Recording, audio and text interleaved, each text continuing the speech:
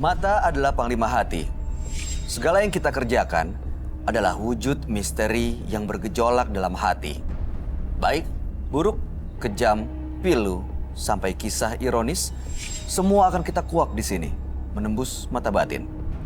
Di program ini, kita akan menghadirkan orang-orang yang pernah ataupun masih melakukan tindakan di luar batas kewajaran. Dan bintang tamu yang sudah hadir di samping saya saat ini adalah Sarah Azhari. Apa kabar Sarah? Alhamdulillah baik-baik aja. Terima kasih sudah hadir menembus mata batin. Sama-sama. Yang datang ke sini biasanya punya pengalaman mistis, entah itu kesurupan, melihat hantu, menggunakan susuk, pelet, dan lain-lain. Scary ya. Kamu sendiri pernah nggak sih punya pengalaman mistis? Pengalaman mistis ada beberapa kali sih ya, percaya atau tidak percaya gitu. Seperti apa ceritanya? Melihat hantu itu termasuk pengalaman mistis atau tidak? Iya, itu mistis banget. Gimana Dan ceritanya? Dan juga barang yang kehilangan tiba-tiba ada lagi. Hah? Iya, Tapi... kita udah cari di mana-mana terus tiba-tiba ada. Terus yang paling aneh, rambut saya pernah digunting. Sama siapa? Sama orang yang saya tidak tahu. Tapi bentuknya ada, wujudnya ada gitu, nyata? Nggak ada, saya lagi jalan. Saya juga nggak sadar gitu tiba-tiba rambut saya digunting sama orang setengah. Saya lagi sisir tiba-tiba loh kok ini rambut saya buntung gitu. Lepas aja gitu? Iya, itu tahun Dan itu 2000. banyak? Lumayan segini. Oh, segini. oke. Terus gimana menanggapinya kejadian-kejadian itu? Ya, saya menanggapinya sih, saya serahkan semuanya ke Tuhan. Karena biar bagaimanapun kan ada yang kekuatan maha yang jauh kuasa, lebih besar iya. ya? Oke, nggak ada niatan dendam atau cari tahu atau ngebalikin ke orang yang jahil gitu? Enggak, karena saya pernah diberitahukan kepada orang yang lebih tua, wise aja, berdoa sama Tuhan. Karena biar bagaimanapun kuasa Tuhan itu yang lebih besar. Dan alhamdulillah sampai sekarang baik-baik aja. Sekarang Iya, keadaannya juga nggak ada apa-apa. Alhamdulillah nggak ada apa-apa. Baik, mudah-mudahan malam hari ini nggak ada kejadian apa-apa ya, Sarah. Mudah-mudahan. Oke, kita akan segera ketemu dengan partisipan kita yang pertama. Berikut ini akan hadir seorang perempuan yang mengaku memakai susuk untuk mengganggu suami orang. Malam hari ini kami akan panggil dia dengan nama samaran. Kami persilahkan Mela.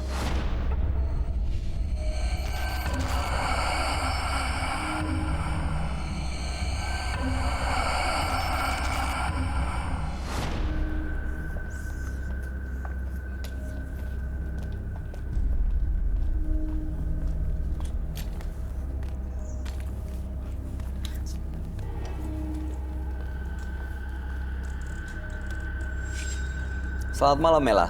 Malam. Apa yang mau Mela ceritakan pada kami? Dulu kan saya punya suami. Nah, suami saya itu selingkuh. Nah, setelah itu kita bercerai.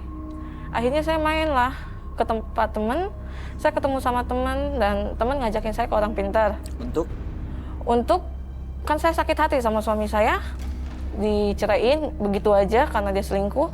Setelah itu ya saya ke orang pintar minta supaya mantan suami saya itu mohon-mohon minta balikan lagi sama saya.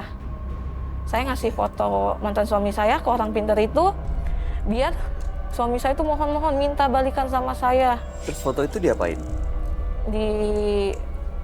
Kayak baca-bacain mantra gitu? Iya, dibaca-bacain mantra kayak gitu.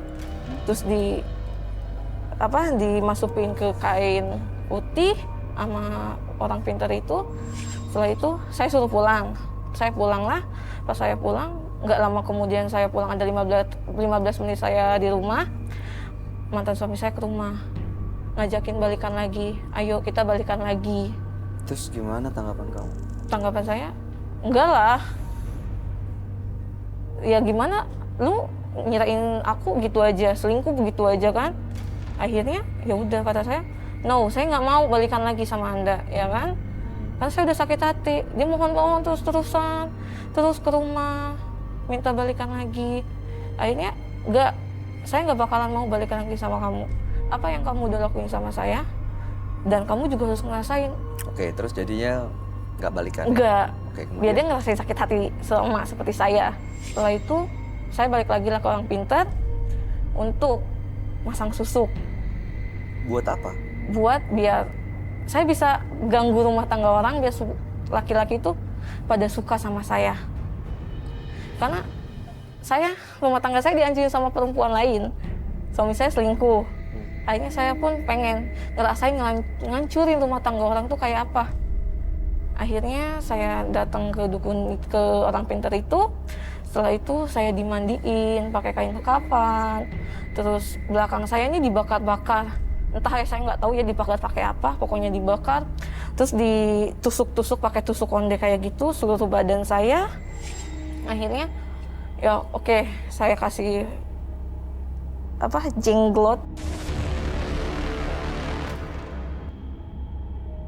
buat di rumah, buat ngelakuin ritual. Akhirnya saya pulang setiap malam Jumat, saya ngelakuin ritual itu. Pertama, saya mohon sama jenglot, biar saya pengen semua laki-laki itu suka sama saya, ngejar-ngejar saya. Terus? Setelah saya mohon-mohon sama jenglot, saya makanlah bunga 7 rupa sama bunga kantil. Setelah saya makan bunga 7 rupa itu, saya semakin percaya. Setelah ngelakuin ritual, akhirnya keesokan harinya saya pergilah main sama teman-teman. Ya, kebukti lah. Kamu bisa Semua itu ngedapetin kebukti. siapapun yang kamu mau. Siapapun yang aku mau, ya akhirnya aku bisa ngerebut suami orang. Seneng lah, hati itu Ada kayak puas ya. udah puas banget, tapi Baik. ya terus-terusan lah. Oh, berkali-kali kejadian itu. Ya. Oke. Tujuan kamu datang ke Menembus Mata Batin untuk apa, Mela? Saya pengen ngilangin kebiasaan saya ngerebut suami orang, ngebersihin badan saya. Yang bikin kamu merasa mau menghilangkan semuanya itu apa? Karena saya takut, karena saya sering gonta-ganti pasangan, saya takutnya kena penyakit aja gitu. Oke, baik. Kita akan tanya dan kita akan dengarkan bagaimana di mata sahabat kami. Dia adalah seorang indigo. Kami persilahkan Roy Kiyoshi. Sebelumnya, tim Mata Batin sudah memberikan tanggal lahir dan nomor rumah partisipan kepada Roy Kiyoshi. Dengan mata batinnya, Roy akan membaca berdasarkan angka yang kami berikan. Mela, terlahir tanggal 5 April 1991. Sosok yang simpatik dan mudah terbawa perasaan. Namun, dia juga mudah percaya pada orang lain. Hingga seringkali terhanyut dalam tipu daya laki-laki. Saya melihat Mela menanam suatu kekuatan dalam dirinya. Kekuatan itu membuat Mela tak dapat mengendalikan dirinya. Banyak sekali rasa sakit yang ditimbulkan dari perbuatan Mela. Di dalam tubuh Mela, saya melihat sosok wanita berwajah rusak. Saya akan membantu Mela pada malam hari ini.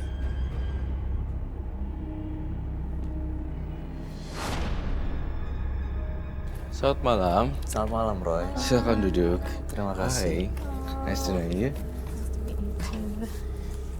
Mela, Ya, dengan tanggal lahir 5 bulan 4 1991. iya. Mela pernah sakit hati sama mantan suaminya, akhirnya datang ke seorang dukun untuk guna-guna sang suami supaya ngajak balik, dan ternyata benar terjadi. Lalu ditolak mentah-mentah supaya sang mantan suami bisa merasakan sakit hatinya Mela. Iya. Lalu kemudian balik lagi ke orang itu untuk minta susuk, dilakukan ritual di sana yang tujuannya adalah untuk mengganggu rumah tangga orang lain, merebut suami orang supaya banyak keluarga yang merasakan apa yang Mela rasakan. Iya. Malam hari ini datang ke Menembus Mata Batin supaya hidup lebih tenang, nggak mau ya melakukan kebiasaan-kebiasaan itu dan menghilangkan semua gangguan yang dirasakan. Baik. Mela sendiri sudah berkecimpung di dunia supranatural berapa lama, Mela? Semenjak 3 tahun yang lalu lah. 3 tahun yang lalu, dan sudah banyak hasil. Udah. Saya menerawang dalam mata batin saya, ada salah satu bos yang benar-benar nyimpen kamu banget dan memberikan subsidi untuk bidang perekonomian, sehingga dia nggak usah susah-susah cari uang, tiba-tiba tinggal nadah gini dan dikasih. Hanya begini langsung dapat uang. Iya, betul kan? Betul. Saya ngerasa dalam mata batin saya juga, saya lihat laki-laki ini sebenarnya tertipu daya muslihat si Mela. Jadi ini nggak pure cinta. Plus juga satu lagi, si Mela itu kalau diranjang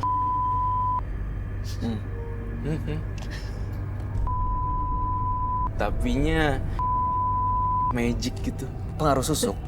Iya, but Oke, jadi karena ritual itu yang membuat dia terkesan seperti itu ya. terkesan. Jadi gini loh, orang-orang yang dekat sama si Mela, khususnya orang-orang yang sudah punya istri, mereka lalu have a blind date sama dia gitu. Kayaknya ketutup matanya gitu. Langsung tertarik aja. Langsung tertarik aja. Pas sudah jauh melangkah, tiba-tiba kayak surga dunia gitu. Dan para suami ini rela mengorbankan keluarganya buat Mela. Iya. Dan ini pengaruh hal-hal gaib ya, Rob? Pengaruh hal-hal gaib juga pengaruh dia bagaimana dia memainkan role playingnya di itu dalam hubungan yang dalam. Benar begitu, Mel. Iya. Karena sebenarnya jujur saya lihat dari casingnya dan dari dalamnya berbeda. Dia benar-benar bisa hot banget dan lepasin rambutnya gitu. Dan sebenarnya saya ngerasa ini pengaruh dari banyak banget supernatural yang dia udah coba-cobain, jadinya kacau. Itu sih. Mela, kalau kami boleh tahu ya, kamu pasang susuknya di mana ya? Bukan tempatnya, tapi di bagian apa? Soalnya diminum. Saya nggak, kalau yang dipasang itu dia akan lepas. Tapi kalau yang diminum itu nempel seutuhnya di badan kita. Ini minum ya. Iya. Pasang Berupa- susuk sekarang seperti itu ya, Roy? Iya, jadi konon kabarnya sekarang susuk ini udah mengalami perubahan ya. Jadi ketika mereka mengklaim bahwa susuk yang ditempel di kulit, yang dimasukin kulit, banyak orang merasakan iritasi dan infeksi di bagian kulit. Jadi mereka panoramik, ada susuk-susuknya, dan akhirnya mereka melepas. Dan ternyata sekarang muncul metode baru yang diminum.